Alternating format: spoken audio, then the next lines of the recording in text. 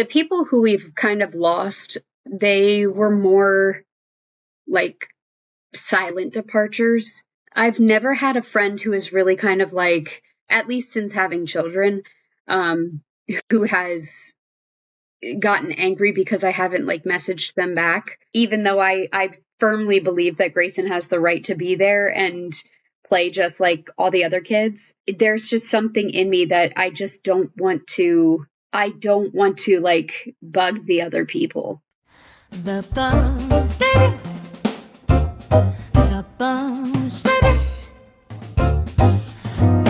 a cup, take a break, settle down and join us on a whim. Gentle thoughts, honest talks, it's time for Sip and Stim. Hi, I'm Toni. Hi, I'm Kate. Welcome to Sip and Stim, where parenting on the spectrum pairs best with caffeine, coping skills, and stims. So, Toni, how have you been this week? Anything new since your post-vacation? Yeah, so we came back to some exciting potential allergy reactions for my husband. So we were able to come home and enjoy a couple days of, quiet and no expectations, and then headed out to a restaurant with our whole gang, and I was swiftly informed that we had to head to the ER. So fortunately, my husband's okay. Don't know exactly what the whole deal is, but that was fun trying to navigate getting children home and a husband to the hospital. And Yeah. but no, thank God we're okay. That was our excitement for the week. How about you? Does he have known allergies?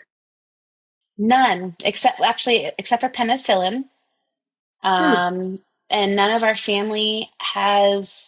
immediate family has experienced like any type of allergy reaction to anything other than maybe like I have asthma and sometimes like seasonal stuff. So we didn't really know what was going on. And we thought maybe we were experiencing like anaphylaxis, but apparently not.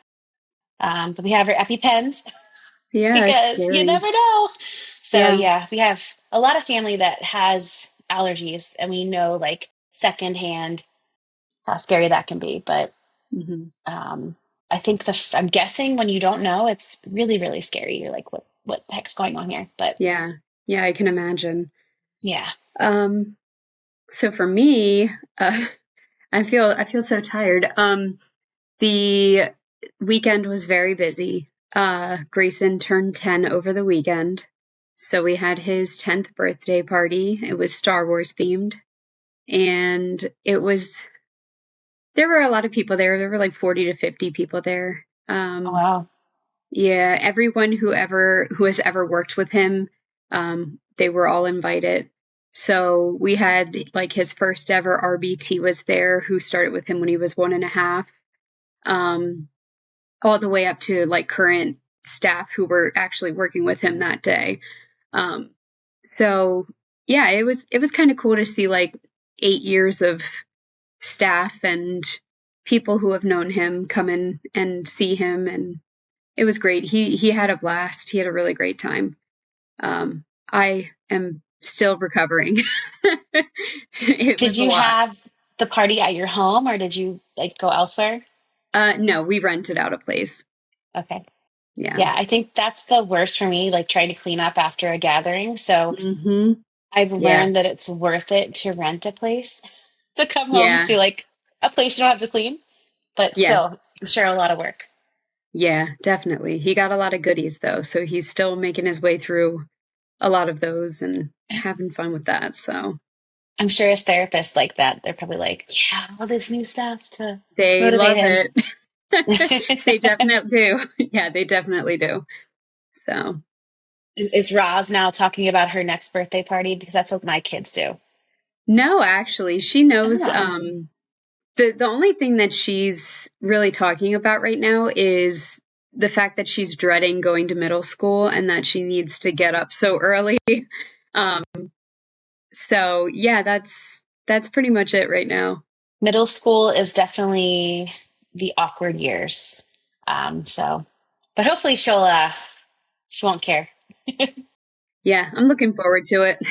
So today we're going to talk about how friendship changes when people find out that your child has autism and suddenly realizing that who you considered your friends to be now are what you call acquaintances, and kind of how that process looks, and how it's okay that friendships change, and kind of the why behind it. Yeah, and I mean, I think that friendships change really um, throughout all of the seasons of your life, after marriage, after you have a child in general, whether it be a neurotypical child or not.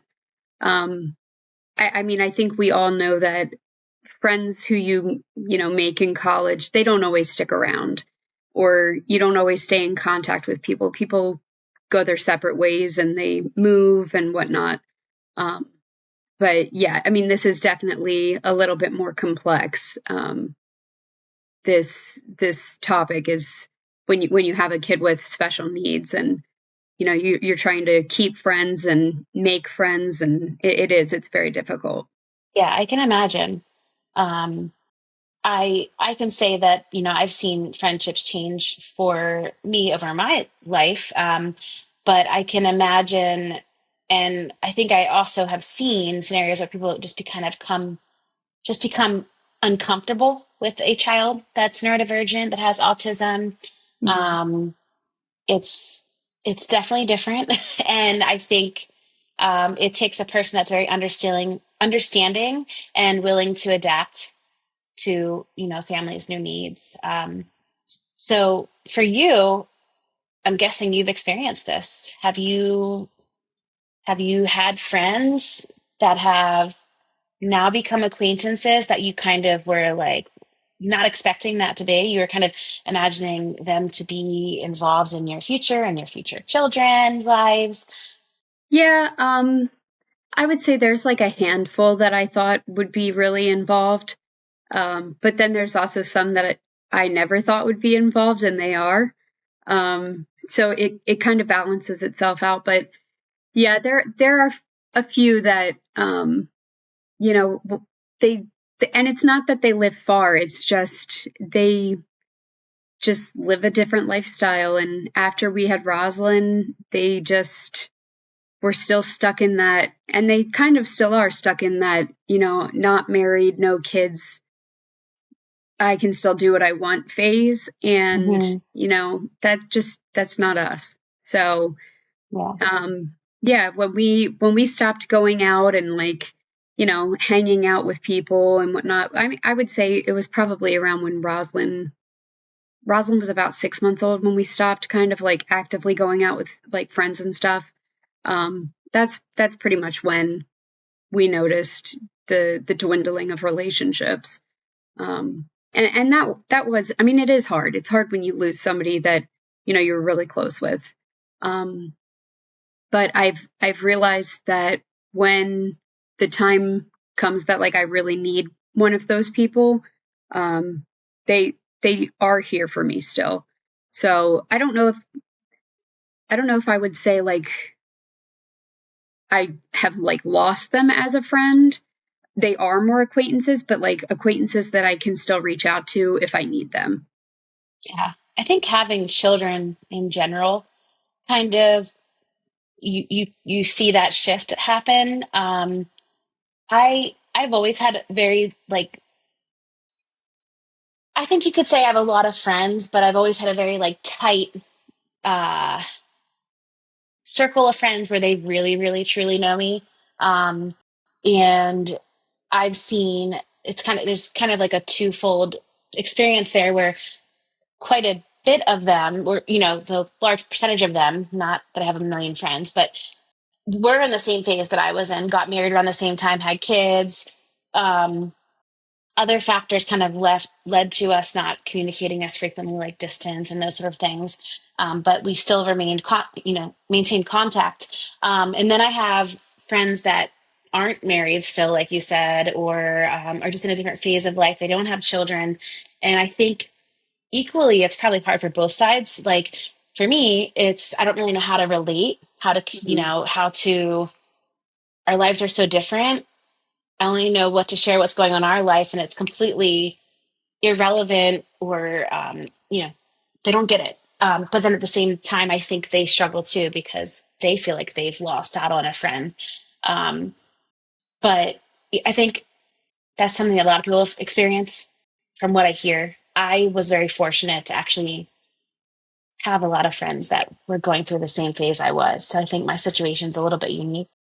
A lot of my friends were like a year or two behind me in school.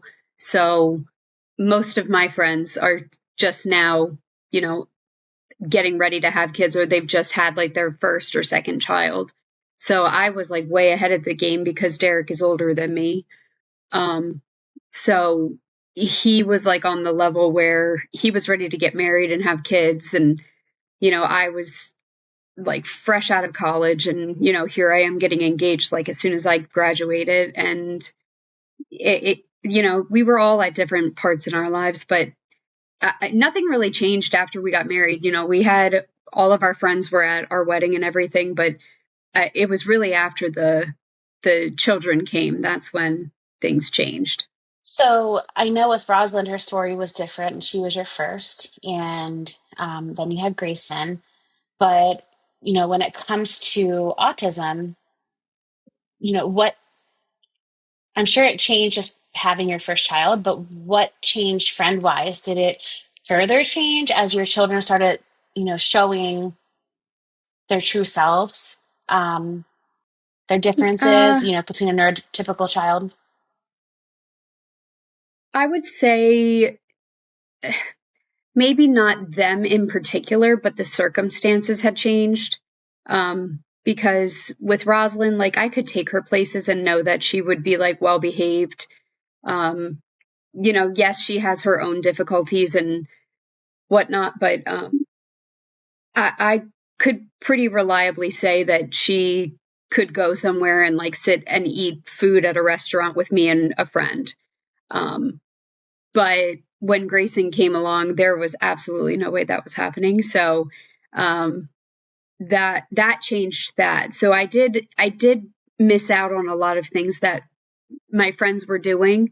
Um, like trips they were taking, people they were seeing, like daytime things that they were doing. I couldn't do any of that anymore. Um, but I, I mean, as far as the autism goes, I have really kind of sheltered in place. I worked for the first 3 years of Grayson's life, and then, well, 4 years, I guess. And then after that, really, I was a stay at home mom doing homeschooling for kindergarten and doing ABA therapy with him at home, Grayson. Um, so it wasn't really like I was taking them out and meeting up with people, um, COVID and all of that. So it really depends on the situation and like who I was with and, like who really was willing to come over to our house, because it was just a lot more difficult to do anything really. Yes, I'm sure hangouts had to look a lot different. More, let's hang out at home, maybe have a glass of wine at home, maybe just kind of experience the mess that I'm in and Mhm. be okay with Yes. it. Yeah, that was a frequent. I have a lot of loyal friends who did. They and even to this day they still come over, and we don't even have to do anything. They just come over and hang out with me and the kids and play, and the kids adore my friends, and they have a blast. And that's kind of it. It's nice though, because I'm sure that low pressure to not like have to prepare something or be a good host. Hey, my hair is not washed. I look ridiculous right now, or, um, whatever it might be, just to let's get together. Just let's get together so I can have some other Mhm. sort of adult interaction. Yeah, I can say in a way I experienced that in my own life. It's like I'm not going to like have a charcuterie board prepared for you or this, but hey, we can go ahead and throw a bunch of crackers and cheese on a platter and eat and Mhm. just be fine with, what's going on in this crazy house. I think it definitely Yeah, I changes. kind of, yeah, it does. And I can actually kind of relate it to when you come home with a new baby and your husband has to go or your partner has to go back to work and you are home alone with that new baby and somebody wants to drop in and, see you and the baby. Like, you're a hot mess. Your house might be a hot mess. And you have somebody coming in to basically just sit and chat or, even hold the baby. That feeling of, that little tiny bit of social interaction and, you know, relief that somebody else is actually holding your baby. That's kind of how I feel when I have friends come over and, interact with Grayson and Rosalind. Because for 5 minutes, I have Grayson not climbing on me, or I have Rosalind not asking me a million questions. Um, so, I mean, you can definitely, like, there are a lot of things that kind of relate to each other between having a, neurotypical child and a neurodivergent. So, yeah, I mean, it all depends on, I guess, your situation. Did you feel like you had to like let your guard down? Because I know you're a very like organized, clean person. You like things put in place. I know you shared that you've had to kind of just let some of that go. Um, was that hard for you to just let someone come into your home as is? Oh, yeah. Yeah, and it still is. And, with having therapists here every day and, technicians and you name it, they're coming in and out. We have like 5 or 6 additional people in and out of here every single day. I've gotten more used to it, but it still drives me insane. Yeah, but I think it's really good to just let that guard down whenever you can. I think I would imagine, I mean, I know for myself in my different version of life than you're experiencing that the more I do it, the more comfortable I am. And Hmm. I will say for me, when I go over other people's homes, usually I could care less. Like you have socks, hanging on the sofa, whatever, who cares? Yeah. Laundry's piled up, I don't care, whatever. So I think we are harder on ourselves, but I imagine that's probably a barrier that prevents certain people from having this different type of friendship when they are raising a child with autism. Yeah, you kind of have to let kind of a lot of things go just to be able to have a moment to connect with somebody. And sometimes for people like me who really are focused on cleanliness and keeping things organized and neat, it's very challenging. Um, so that has been something I've been working on and will continue to work on. It's never perfect, and this place is a disaster 98% of the time, but um, it's an organized disaster in many ways. It makes me think of when people say, "What can I do to help you?" Or, like you brought up the point that you kind of relate it to when you bring your newborn baby home. I Hmm. think from the other friend standpoint, I mean, I'm not sure how you feel about this, but I've had people come in and just start washing my dishes. And like at first it feels weird, but afterwards I'm like, oh my gosh, that just like maybe it's 10 minutes for someone, but when you have children or when you're dealing with Grayson, who you have to watch every single second, that 10-minute activity now becomes probably, I'm guessing, 30+ minute activity, or what it may be. um, Hmm. but I think that if you want some advice how to be a good friend, that would be be willing just to help. Hey, no worries, I'll Yeah. come and help you clean up as we're hanging out and chatting. um, Yeah. and of course bring me a cup of coffee. Yes. Any sort of caffeine is much appreciated. Um, but yeah, no, I completely agree. And that actually was probably one of the hardest things for me was allowing other people to help. Yeah. Because I'm not. I am very much, I want to do it myself because I know how to do it the way I like to do it.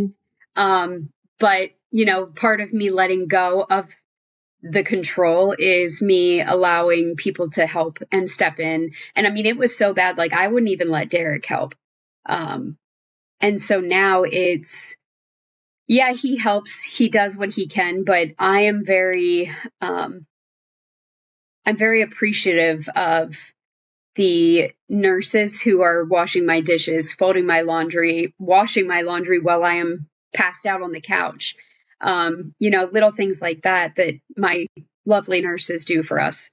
I mean, you wouldn't believe, like, we have them mopping the floor, sweeping, like they're cleaning everything. And I'm just, at half of the time, I'm usually up in bed or I'm asleep on the couch because I just don't sleep at night. So it took me a while, but I think when I realized I wasn't going to be able to do it on my own anymore, that's when I finally was able to accept it. That's amazing that you have that kind of support. We are very fortunate. Yes. So, I think having those kind of people that have stayed and stuck around, or even those people that have become new friends of yours, let's talk about the flip side, the ones that kind of stopped being present, the ones that you kind of stopped getting invites from, and maybe make comments that just show how little they understand. What has that experience been like for you? And has that happened quite a bit, or? I wouldn't say quite a bit. The people who we've kind of lost, they were more like silent departures. They weren't really like too talkative about it, or like they didn't verbally acknowledge that they were like cutting us off or anything like that. It was more, we would just be so occupied with our lives. And so we never really noticed that they stopped inviting us places, or, we stopped getting messages from them and things like that. I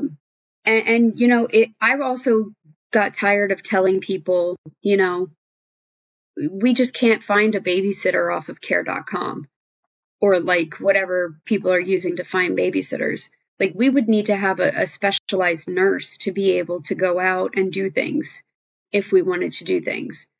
And I don't think that the friends that have left us, I don't think that they would ever really truly grasp that. Because I don't think that you really understand the situation that we're in unless you are living it. Yeah. I mean, did you explain that to certain friends like that, and that you kind of got like an odd response back, or was that just something in your thought process that you never really shared? I mean, we've kind of explained to people, but I mean, it wasn't like people were actively saying, "Oh, well, your kid is too much. I can't come over here because of him." Like they just kind of stopped everything. So we just got kind of used to letting everybody go. And, I have like 3 or 4 very loyal people who I consider like my very good friends. And Derek has a small handful, and really that's all we need. Yeah. The older I get, the more I realize that's really all you need. Like it's too Mm-hmm. complicated to have a million friends. Mm-hmm. Well, and it's hard to keep up with everybody. So I'd rather have a handful of really, really, really good ones than ones that are kind of flaky. So Yeah. And I don't know about you, but I would imagine it's probably similar because your life probably gets really busy at times. And I know the summer's been really challenging for you guys with the kids not being in school full time and you having to find, just be extra present because you don't have the hands that you used to have. But people that don't kind of make you feel bad for not responding, or they're patient with you, or they're understanding. I've had some friends in the past that kind of took things very personally when I wouldn't respond right away years ago, because I feel like that's more of a immature type, approach to yeah. communicating. with your friends, but I'm guessing that's kind of value that you probably would need in your friendships. Yeah, honestly, I've never had a friend who is really kind of like, at least since having children, um, who has gotten angry because I haven't like messaged them back. But Derek and I have had family members who have done that. We've also had family members who have guilt tripped us for not, coming out and doing things with them and, finding, a babysitter for our kids. And, I find it difficult to really grasp the fact that my friends are more understanding than some of our extended family is. And that, even the people who see Grayson on a regular basis, it's they they just I don't know. They just don't get it. They really don't. And it's okay to ask, it's okay for people to ask and learn. And I think that's part of, awareness of autism or any disability or difference that someone's facing. I think people are willing to answer questions. How can I help? How can I make this possible? What can I do? Can we come to you? Is there a better schedule? Those are the things that I would think that I would say if a friend of mine said, hey, we don't have a nurse. Okay, what can we do? Do you want to get together at your house? Do you want to maybe do a day date instead? Would that work? Um, so I definitely encourage people to be willing to be vulnerable and ask. And it's okay if you don't know. Yeah. Yeah, I mean, all of the times that I do see my friends, majority of the time it is either during the day or on the weekend when I know we have coverage. I will not leave Grayson here with just like one or two staff. I know that he needs to be here with at least three. So I don't plan anything with anybody unless there are a minimum of three staff here. Which I'm sure that's hard, especially when you're juggling the summer schedule. Yeah. When everyone else is vacationing and doing, whatnot. Yeah, definitely. Yeah, we're having some issues with that right now with people being out on vacation and, us having to kind of step up a little bit and be more present, even though I don't know how I can be even more present. I've just all over the place, but um it's challenging. I mean, it really is. It's more of an inconvenience. I guess I should say more than an inconvenience because it throws everything off when somebody's not here. But you know, I like to think it only happens rarely. It's usually in the summer and then around the holidays. So we just try to grin and bear it. Yeah, that's a tough one, because everyone has the, life of whatever version that is, and Mhm. you want to take vacations, and I'm sure it's very hard. You want to be understanding and supportive of that, but like, Yeah, well, it's really put us in a pickle here. yeah, So definitely. do you feel like you are in like or have you experienced, or do you feel like you still may have moments of grief of kind of friendships that you thought you would have, or the freedom that you may have thought you would have had as a young mom? Um, I think I've kind of gotten over that grief part of the whole like grief cycle. I think I've gotten over that first part. Um, when it comes to that, I think where I'm at right now, it's the acceptance portion. But there are times where I still look back and I'm like, man, I really wish that things could have been different. Um, but I really wouldn't change anything. I think that, by having Grayson, having kids, I do think that having children with special needs has really taught me a lot about myself and other people. And if someone doesn't want to be a part of our lives because of that, because of our kids having special needs, then they are not worth even being in our lives. So it just, it really kind of weeded out the good ones from the bad. And that's just kind of where I see things now. I don't regret, and I'm just trying to look forward to what's next. Yeah, 100%. I think if people are viewing your children as an inconvenience or a barrier to your friendship, then I mean they're part of you. That's part of who it makes up you. So you're right. It's they're not worth your time if that's kind of their outlook on your children. Yeah. Yep. Exactly.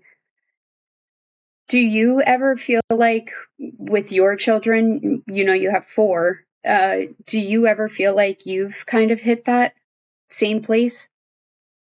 Well, actually, I wasn't planning on sharing this today, but we're actually expecting number 5. And it's not been, I feel like most of my friends are very embracing. Again, my friends and I that I currently kind of interact with, because the ones that we don't have as much in common with, we stay in touch, but it's, less contact, less frequently. But I feel like my friend circles, at least the ones that I've maintained, very embracing of my family and accommodating. Even like when my sister-in-law, before she had kids, like I guess she just was like a kid person. Both of my sister-in-laws very accommodating. Like, what can we do? Can we go to dinner early? Can we do this? Is it better for us to order in? Um, but I think the thing that's been the most significant for me is like, again, like you said, the judgment from my family, like not all of my family, but certain family members. Um, which has been very interesting for me because literally every single parent that we have has is from a family of 4 or more, like 4, between like 4 and 12, I think. So it's just very interesting. And I'm not just speaking about, I'm not saying our parents have been judgmental, but like, you know, certain relatives who will Yeah. remain nameless. But I think that's been the biggest thing. It's not so much like an inconvenience, but more so like a judgment, Mm, which I think is a little bit different than what you're saying. Um, I definitely hear a lot of comments. People will make comments about like, you know, behaviors, whether or not they're saying like, wow, your kids are really well behaved, or wow, like, or someone else's kids are not. And that kind of stuff a little, kind of irks me a bit, just because kids have to develop and they're going to yeah. do some crazy things sometimes. Um, so yeah, I think people just are very free to say what's on their mind, before thinking about how that might impact others. Hmm. Um, so I'm just very used to comments about children, whether or not they're my own kids or my nieces or nephews or friends. And it's kind of like, well, you don't really know what they deal with day to day. So Yeah, maybe zip it a little bit. exactly. Exactly. Yeah. No, I totally relate to that. Um, and yeah, I mean, like you said, it is very similar. We do have a lot of differences in there, but um, yeah, I totally understand. You shared that you have like 3 to 4 good friends. Were those friends that, is it a mixture of friends that you've made after your children have received their diagnoses, or what is it? Are they mostly friends that you have maintained over the years? I would say they're probably friends I've maintained. Um, Okay. I since my children have been diagnosed, I've made a lot of acquaintances. Um, but nobody that I'm like really close with. Um, it's the people who I meet and I talk to on a regular basis, outside of my own friendship circles. It's actually really nice to like be able to sit and talk to people who also have children that are special needs.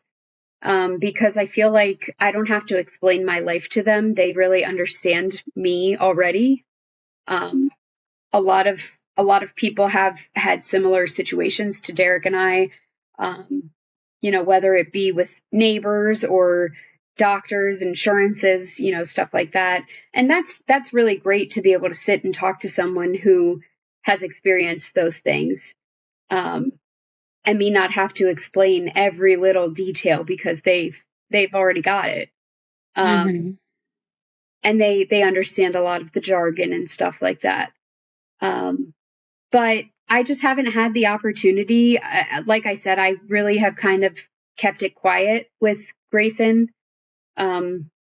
He's been diagnosed now for 8.5 years, and I have not really felt comfortable enough to take him out and meet people. It's something I'm working on currently, and I think it's going to take me a lot of time. But, at least I acknowledge that is something I need to Yeah. continue to work on. But, yeah, I mean, I would love to make friends and have other mom friends and stuff like that. But yeah, I do not have any current friends that are post diagnosis.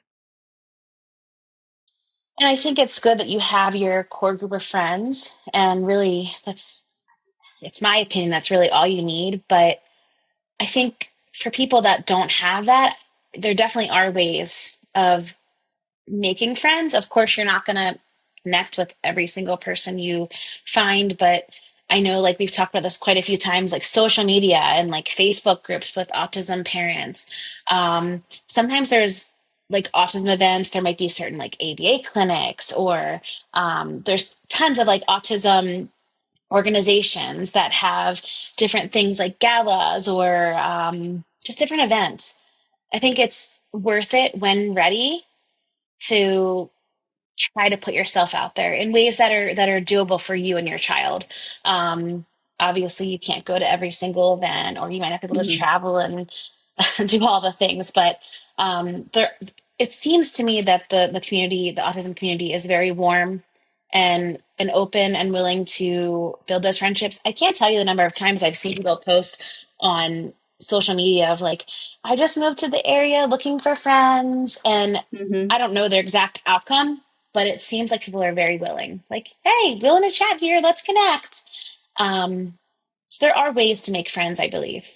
Um, but I get that struggle with like taking Grayson out and meeting someone new, and probably feeling like you have to explain why he's doing this, or, just dealing Mm-hmm. with the stares.